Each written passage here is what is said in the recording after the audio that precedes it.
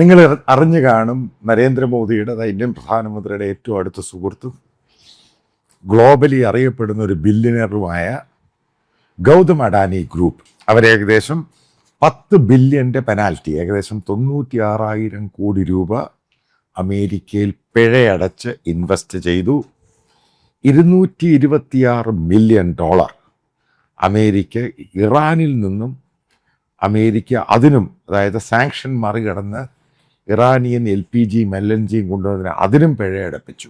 അപ്പം നമ്മളിനി ആലോചിക്കാം എന്താണ് ബാക്കി സംഭവിച്ചത്. നിങ്ങൾ ഇതൊക്കെ അറിഞ്ഞിരിക്കണം ഓരോന്നും, കാരണം ഓരോ പോയിന്റ് ബൈ പോയിന്റ് ആയിട്ട് പറയാം. ഇന്ത്യയുടെ മറ്റൊരു ബില്യനെയറാണ് മുകേഷ് അംബാനിയുടെ റിലയൻസ് ഗ്രൂപ്പ്. നിങ്ങൾക്ക് ഓർമ്മയുണ്ടായിരിക്കും, അമേരിക്ക ഈ പറയുന്ന റിലയൻസ് റഷ്യ എന്ന് ക്രൂഡ് മേടിച്ച്, അതായത് ഗ്ലോബൽ അമേരിക്കൻ സാങ്ഷൻ നിലനിൽക്കുമ്പോൾ ഈ ഗ്ലോബലായിട്ട് റിലയൻസ് ഗ്രൂപ്പും അതേപോലെ ഇന്ത്യൻ പെട്രോളിയം കമ്പനിയും റോസ്നെറ്റ് എന്ന് പറഞ്ഞ അമേരിക്കൻ റഷ്യൻ കമ്പനി, അതായത് പഴയ SRന്റെ പെട്രോ കെമിക്കൽസ് ആണ്, റിഫൈനറി അവർ വിലയ്ക്ക് മേടിച്ചു. അതിൻ്റെ ഏറ്റവും കൂടുതൽ റിലയൻസ് പെട്രോ കെമിക്കൽസ്, അതായത് മുകേഷ് അംബാനിയുടെ ഗ്രൂപ്പാണ് റഷ്യൻ ക്രൂഡ് വാങ്ങിയിട്ട്, അതായത് റഷ്യക്കെതിരെയുള്ള സാങ്ഷനും ഗ്ലോബൽ സാങ്ഷനും നിലനിൽക്കുന്ന സമയത്ത് അത് വാങ്ങിയിട്ട് ഇന്ത്യയിൽ ഡിസ്ട്രിബ്യൂട്ട് ചെയ്തു. അതേപോലെ തന്നെ അത് റിഫൈൻ ചെയ്തിട്ട് ഗ്ലോബൽ മാർക്കറ്റിൽ ഡിമാൻഡ് ഭയങ്കരമായിരുന്നു, ആ സമയത്ത് കൊടുത്തു.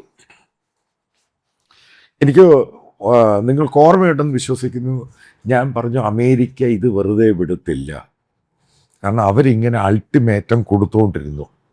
അതിൻ്റെ പേരിൽ നമ്മൾക്കെതിരെ 50% മുകളിൽ മറ്റുള്ള ട്രേഡുമായിട്ട് ഏകദേശം 75% നമ്മുടെ മുകളിൽ ട്രേഡ്, അതായത് അമേരിക്കൻ ടാരിഫ് അടിച്ച് കയ്യിൽ തന്നു. അതിൻ്റെ ഇമ്പാക്റ്റാണ് പ്രിയപ്പെട്ട സുഹൃത്തുക്കളെ ഇന്ത്യൻ എക്കോണമിയിൽ ഇന്ന് സംഭവിക്കുന്നത്. അത് പെട്ടെന്നായി ഇറാനിയൻ ക്രൈസിസുമായി ചേർന്ന് അത് കൂട്ടി അങ്ങ് വായിക്കണം.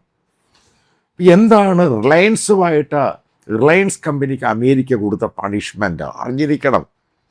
കാരണം ഞാൻ ഈ പറയുന്ന അഡാനിയുമായി ബന്ധപ്പെട്ട സംഭവത്തിൽ റിപ്പബ്ലിക്കൻ പാർട്ടിയുടെ ചില ലീഡേഴ്സിനെ വിളിച്ചു കഴിഞ്ഞപ്പോഴാണ് എന്നോട് ചോദിച്ചത്, അപ്പോൾ എന്തുകൊണ്ടാണ് താങ്കൾ പറയാത്തത് റിലയൻസ് ഗ്രൂപ്പിനെ ട്രംപ് അഡ്മിനിസ്ട്രേഷൻ വെറുതെ വിട്ടു എന്ന് ചോദിച്ചു.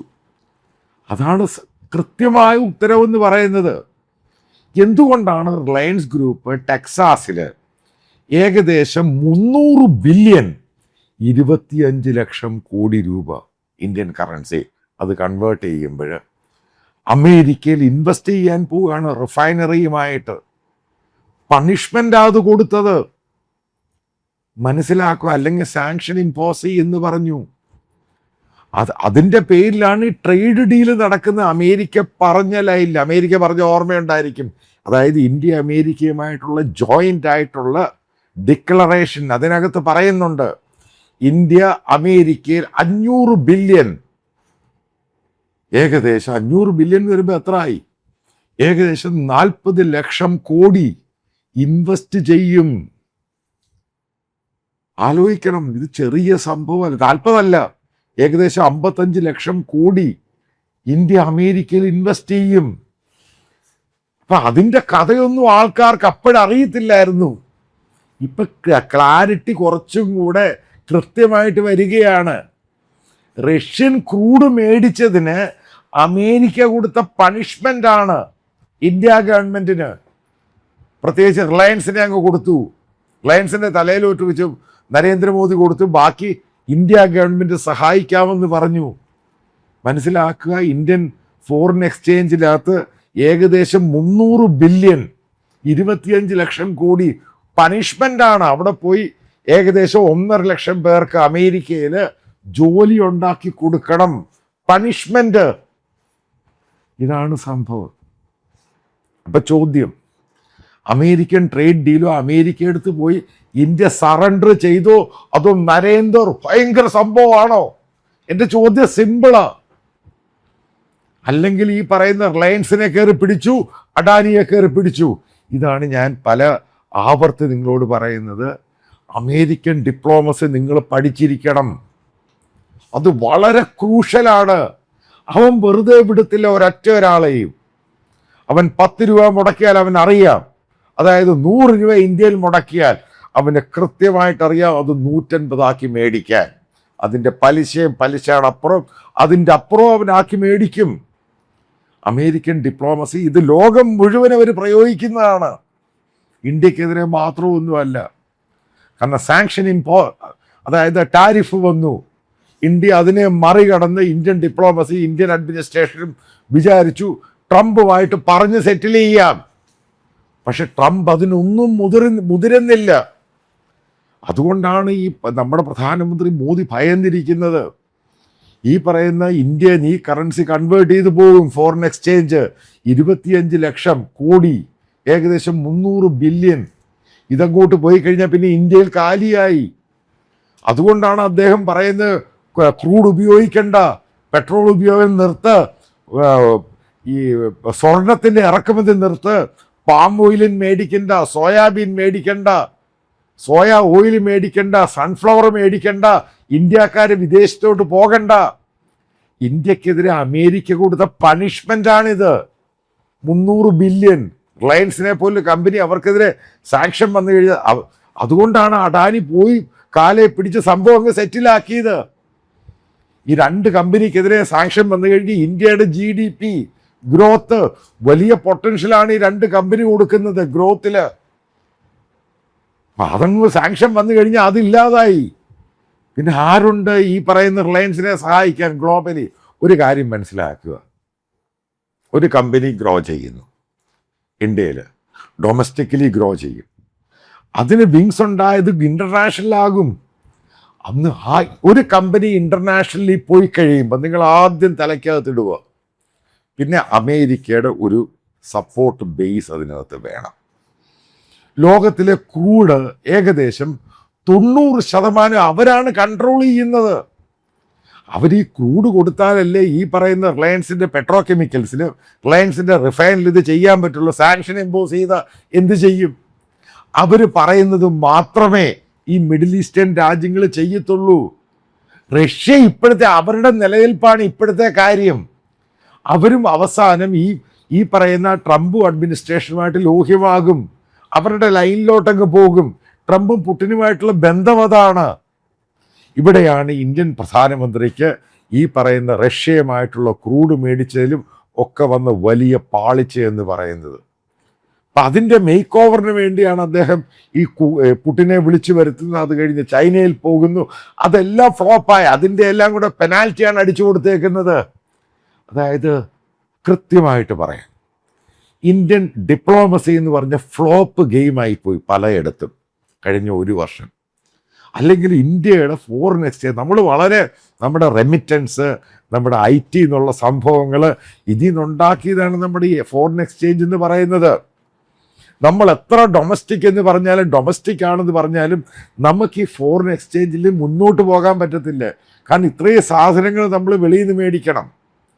അമേരിക്ക എന്താ പറയുക, ഞാൻ അറിഞ്ഞിടത്തോളം, അതായത് ഗവൺമെൻറ് ഓഫ് ഇന്ത്യയോട് പറഞ്ഞു ഇത് പണിഷ് ചെയ്യും, കൃത്യമായിട്ട് പണിഷ് ചെയ്യുമെന്ന് പറഞ്ഞു.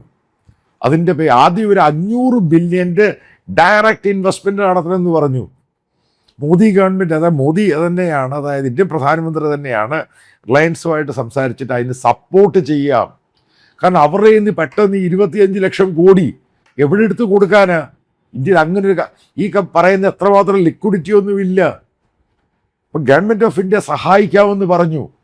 അപ്പം അതിൻ്റെ പേരിലാണ് മോദി പലയിടത്തും ഓടി നടക്കുന്നത്.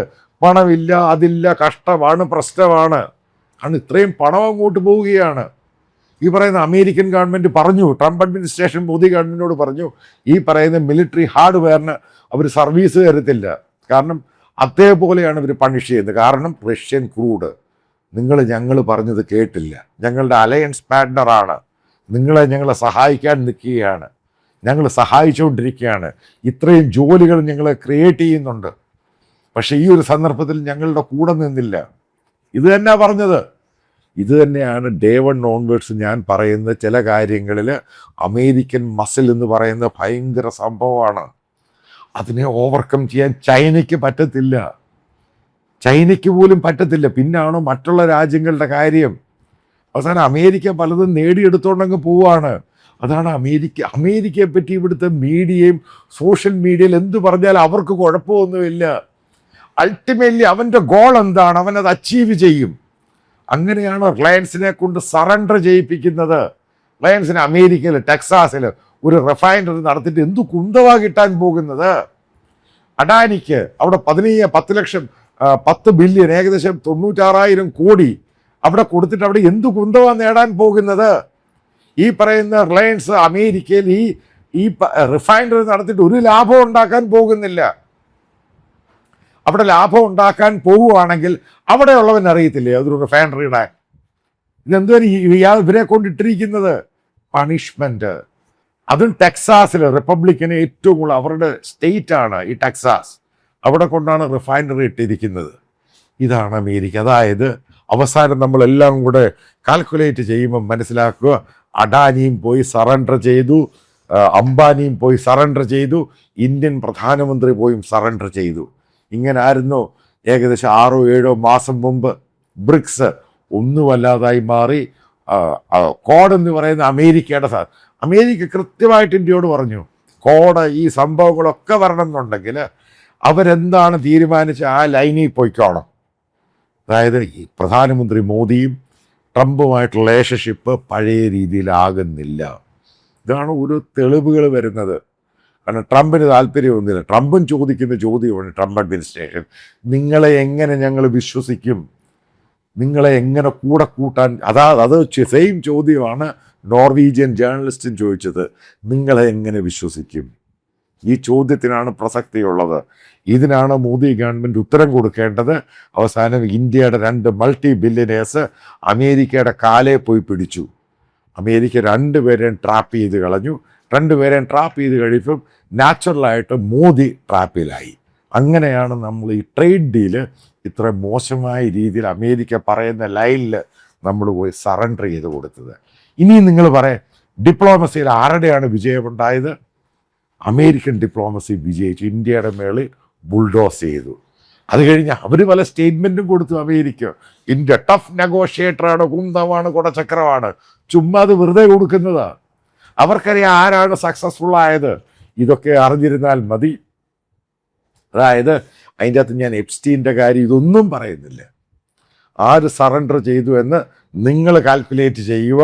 അഡാനി ഇഷ്യൂ ആണെങ്കിലും റിലയൻസ് ഇഷ്യൂ ആണെങ്കിലും ഇത്ര ബില്യൺ, അതായത് ഏകദേശം ഇത്രായിരം കോടി, അത് ഇന്ത്യൻ കറൻസി കൺവേർട്ട് ചെയ്ത് അമേരിക്ക, കാരണം ഇന്ത്യയുടെ റിസർവ് അമേരിക്കയിലോട്ട് പോകുന്നു. ആരാണ് നേട്ടമുണ്ടാക്കിയത്? ഈ ചോദ്യത്തിന് ഉത്തരം മാത്രം നിങ്ങൾ കൊടുത്താൽ മതി.